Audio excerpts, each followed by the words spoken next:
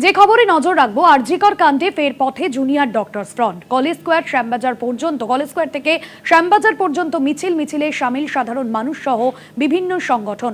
ন্যায় বিচারের দাবিতে বৃহত্তর আন্দোলনের হুঁশিয়ারি। আরজিকর কাণ্ডে আবারও পথে জুনিয়র ডক্টরস ফ্রন্ট এবং কলেজ স্কোয়ার থেকে শ্যামবাজার পর্যন্ত মিছিল।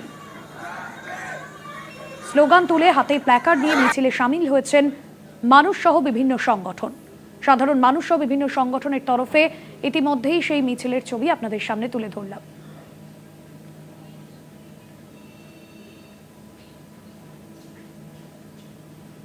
কলেজ স্কোয়ার থেকে শ্যামবাজার পর্যন্ত সেই মিছিল। যে কথা বারবার বলতে চাইছি আমরা, সেটা হচ্ছে এইটা যে এই ঘটনায় একজন ব্যক্তি না একাধিক ব্যক্তি জড়িত। আমরা West Bengal junior doctors front প্রথম দিন থেকে কথা বলেছি যে এই ঘটনায় এক না একাধিক, যদি একজন হয় মোটিভ কি, যদি একাধিক হয় মোটিভ কি। আমরা বারবার কথা বলেছি যে একজন ব্যক্তির পক্ষে এই ঘটনা ঘটানোর সম্ভব নয় বলে আমরা মনে করি। সাম্প্রতিককালে সিএসএফএল এর রিপোর্ট যদি আপনারা দেখেন, সেই রিপোর্ট আমাদের এই কথা মান্যতা দেয়। তাহলে যদি একাধিক ব্যক্তি এই ঘটনায় জড়িত হয়, তাহলে তো বাকি ক্রিমিনাল যারা, দোষী যারা, তারা তো প্রকাশ্য দিবালোকে ঘুরে বেড়াচ্ছে। তাহলে কেমন বিচার?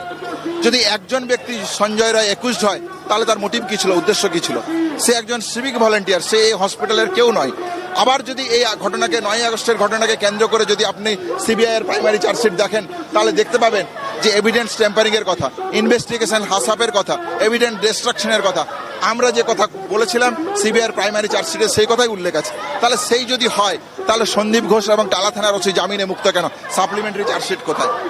18 তারিখে কি এক্স্যাক্ট হবে তা তো আমরা জানি না, কিন্তু আমাদের দাবি অবশ্যই যে এবং যারা প্রত্যক্ষ পরোক্ষভাবে যুক্ত তাদের প্রত্যেকে সর্বোচ্চ শাস্তি চাই।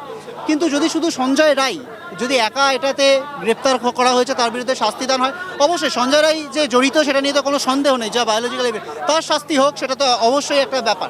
কিন্তু এ বাদ দিয়ে কারা কারা এর সাথে যুক্ত রইল, কেন সিএফএসএল রিপোর্টে যে ধোঁয়াশাগুলো রয়েছে, ডিএনএ রিপোর্ট নিয়ে যে ধোঁয়াশা রয়েছে, তথ্য প্রমাণ লোপাট নিয়ে যে বিষয়টা রয়েছে, এইগুলোর উত্তর কি? এই উত্তর কিন্তু আমাদের জানতে হবে।